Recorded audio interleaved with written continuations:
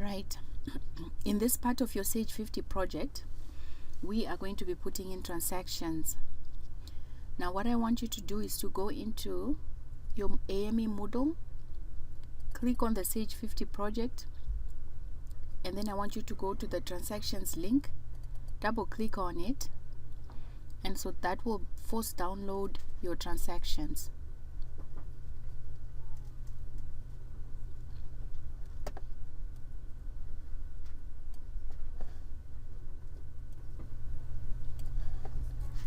Enable editing.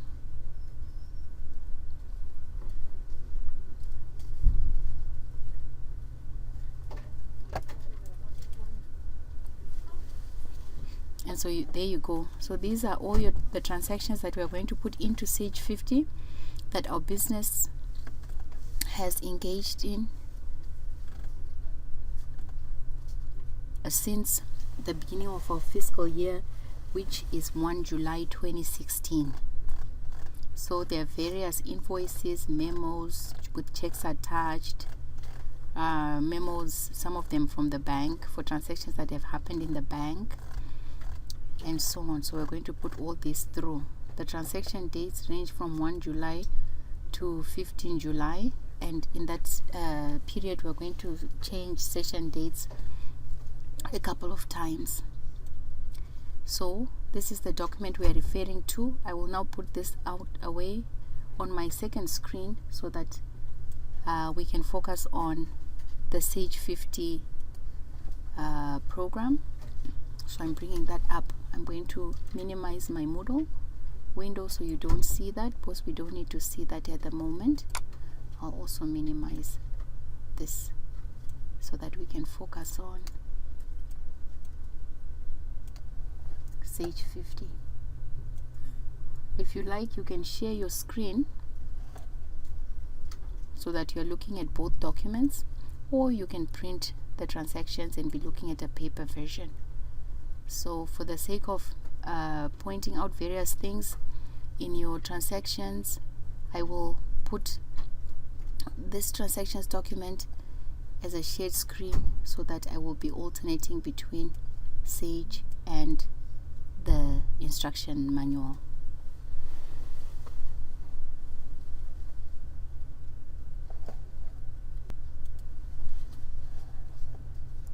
If you go to step 1 of your instructions, the date is July 8, 2016, and you're asked to note that deposits and withdrawals except credit card transactions use the checking bank account. So for payment method, if we're receiving a check or if we're receiving cash, we put it into the checking bank account. If we have a payment that is by credit card, then we use Charge It. We say credit card, and specifically we use Charge It, and we accept Charge It credit card. So the first transaction is an invoice. The invoice is from Sun Signs and Stationery to us, so it means that we have incurred an expense with them. Now since this is an expense, we're going to go to expenses in the payables module in Sage. So I want you to just click that once and it will open up your expense journal. Now remember, what we're doing as we're going through these transactions is journalizing. So we're entering financial transactions into our general journal. And with Sage, that's pretty much all you have to do as far as financial transactions are concerned, because the program will post to Ledger for you and will do trial balances for you. So really your challenge is identifying for each financial transaction whether it's an expense, a payment, a receipt. What is it? Once you identify that, or is it just something that you are being asked to journalize, meaning it's something that has happened in the bank. For example, the mortgage has been taken out, and so this memo comes to you that the mortgage is out, or you see this on your bank statement, then you just have to enter a journal entry to record it in your ledger. So this really is the challenge. Otherwise, for posting to Ledger and other things, it is the program that will do that for you. So to enter an invoice, click expenses, and it will pull up your expenses journal, create an invoice. And so we want to enter this invoice. Our supplier is Sun Signs. Now if you click on the drop down menu, you should see Sun Signs because they are one of our regular suppliers. We've already put them into the system. The invoice number is SS639. Just put the invoice number, don't worry about number or any other thing that is written prior to the number. So 639. So no need to put the number sign. The date is 2 July. So I'm going to try to put in 2 July and then see how I get on. The item number, I haven't put in inventory. If I had, then this sale would have or purchase would have an item number from my inventory, and so just leave that blank. Quantity, we don't have a quantity in our invoice, leave that blank. And so item description is company stationery, so just write that in there, company stationery. The price is $460.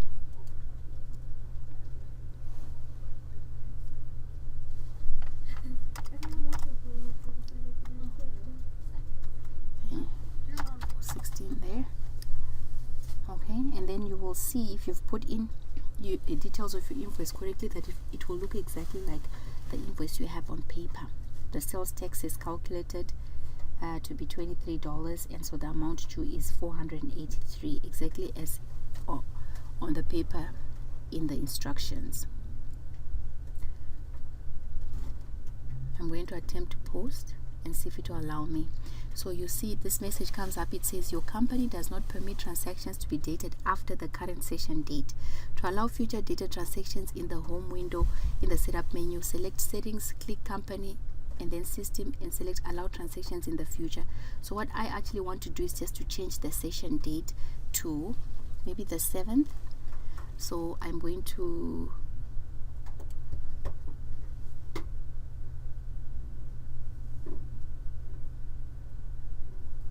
go to maintenance and change session date, and you'll find that as long as I've got a window open, like in this case here, I have this window which is my expenses journal open, it will not allow me, Sage will not allow me to change session date. So I'm going to close out of that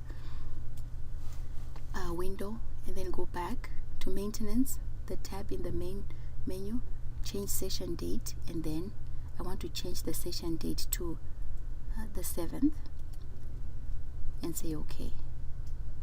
And so now this will allow me to put transactions after the. Now that I've changed the session date, I'm now going to go back in and put in my invoice. So click expense, go back into the expense journal. Now the fact that this is an invoice will tell you that it hasn't been paid yet. So we obviously got the service, which was company stationery, we bought the goods, but we haven't paid. We'll pay later. So in the payment method, I want you to just select pay later. Note if you go into the drop down menu that you've got different options, either pay by cash, check, direct deposit, charge it, which is the credit card, but we are paying later. The supplier, Sun Signs, we're going to put back that invoice number 639.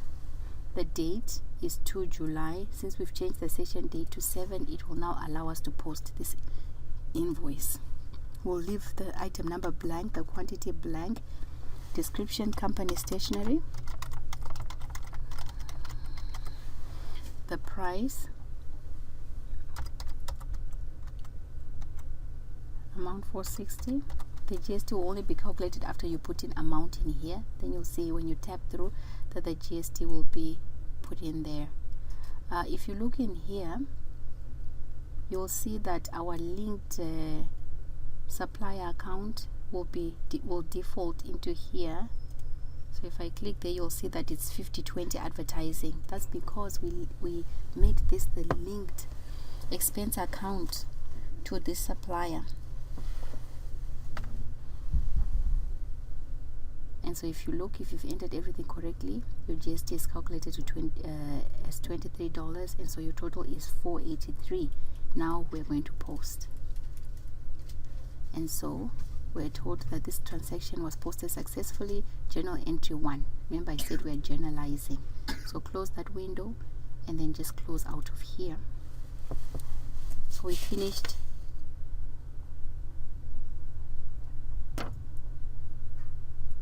the first transaction. Right, now supposing that you wanted to change anything in your invoice, the invoice that we've just posted, what you would have to do is to go back into expenses, and you'd go into adjust invoice, and so that's the adjust invoice tab. Click on that and then find the supplier whose invoice that you want to adjust. And so in this case it may be SunSigns. Go into there and then click SunSigns to select it, and it brings back that invoice that we just posted. Now supposing I wanted to make a change, in this case here, looking at my invoice, for example, I put in payment method as pay later, but really when you look right at the bottom of the invoice, it said paid by credit card. So this tells me that actually this invoice was paid and the amount was put on a credit card. So I want to change it to charge it, because the payment method was charge it, which is the credit card that we accept. So after making that change, I'll say post, and so it processes it, and there you go, it says okay. And then I'm just going to close out of that. So that's how you would go in if you needed to adjust an invoice. The next transaction is another invoice, and now we see that this is an invoice that we wrote to a client. So we sent this to a client. You can see that it is our invoice because it is our name right at the top, CG Wedding Planning Services, right on the letterhead, and then it says to Noya Wedding Party. So they are one of our customers, and apparently we offered a service, wedding party consultations, and that's what we are charging for. And since this is an invoice we're sending to a client, it means that we earned money. So this is revenue. Let's look to see how this was paid. This has not been paid yet. There's nothing, no way it says that it was paid by check or anything. And so the method of payment is pay later. So what I want you to do is to go into Sage 50, click on revenues. Just once will do it. It will bring up your revenue journal. Payment method, pay later. The client is Noya Wedding Party. The invoice number is 121. The date is 4 July. So just select 4 July. All this other information we don't have. When you're at work in a real situation, you probably will have all this information. You'd have to put it in. The item number, since we don't have inventory put in, we don't have an item number. We do have quantity though, so just one. And the description is wedding party consultations.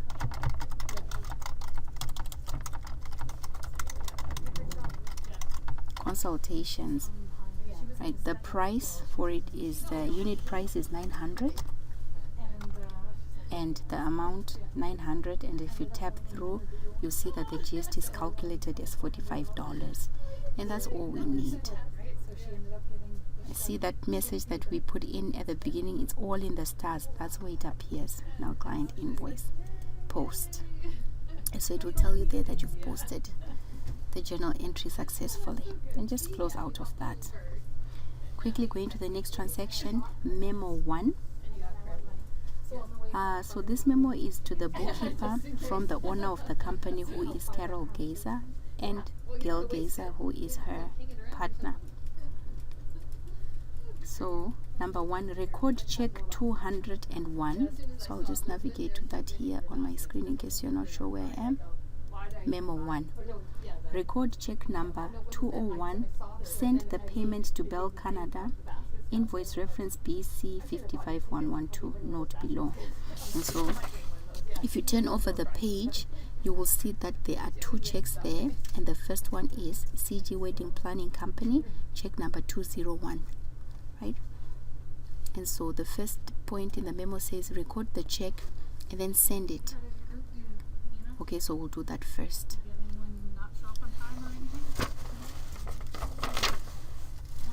So since this is a check that has been sent to us by Bell Canada, we are sending the check to Bell Canada. Record the check, send the payment, because they are our supplier. So we are sending the payment, so it's a payment that we are making. So for payments, I want you to go into Sage 50 under the payables module, payments. Okay, and then just say pay. Let's start from the beginning. Pay supplier invoices by check is true for, and remember how we say that unless it's a credit card payment, everything goes through bank account 1080 checking account. So this is correct. Now the check number is 201. What was your average? Now ideally this check number should appear already as 201.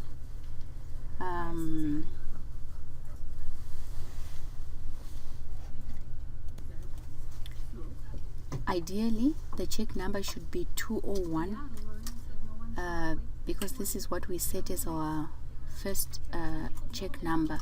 So we said let check numbers begin on 201, but this is not set yet, so I want us to go back and make sure that we get our check numbers numbering from the correct point. So I'm going to close out of this, and then follow me to the chart of accounts, and I want you to click on 1080 bank checking account. Just double click on it to bring it up. Then I want you to go to options, class options for that account, and I want you to go to the blue link that says change the next check number. So I'm going to click on that, and then here next check number, in there is written 1, so that's why we saw check 1 in that on that check. So I want you to change that to 201. Say okay, and then just close, right? And I want you to close out of the accounts, and I want you to go back to payments in the payables module. Then we'll start again, and you'll see now that the check number is 201, so it's numbering from the correct place now. Very good. And we are paying to the order of Bell Canada. The date, we'll use the date on the check, and so we'll put 5 July. The address is already in there because they are one of the suppliers we have in our system, and of course we already have an invoice. Remember when we put in historical transactions, we put in an invoice for 150 owing to Bell Canada, and so that's the payment we're making now. So what I would like you to do is to go in and just tab under in payment amount, and there you'll see 150 payment, and tab that through the total payment of 150 and post.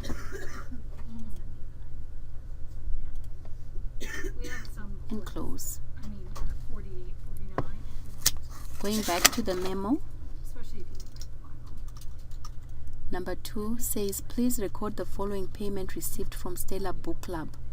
Reference invoice 108, cash receipt number 297, check 239 Stella Book Club for $1,000. So please record the following payment received. So if it's payment received, then it's a receipt. So I want you to go with to Sage 50 and go under receivables and receipts. This will bring up your receipts journal. Quickly on top it says it's the following payment, and if you look you'll notice that it's a check, and so paid by check. And remember all checks go to bank account 1080 checking account, and the check number is 239. Let's put that in there, 239. Now this was received from CG Wedding Planning Company.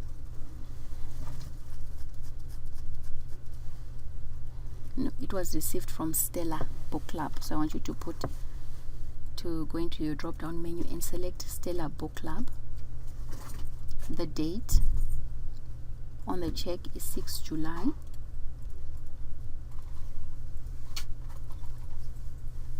So you'll notice that this check was in payment of services, the total cost of which is 1,500.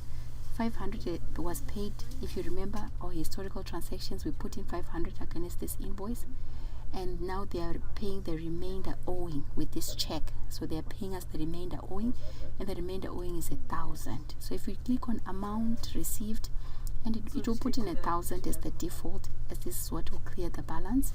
If you tap that through, you'll see that we've made a total payment of 1,000, and so we'll post this. That's 79%. There we go. Okay, perfect. And close. We've come to the end of this video. We'll put in the next transaction in the next video.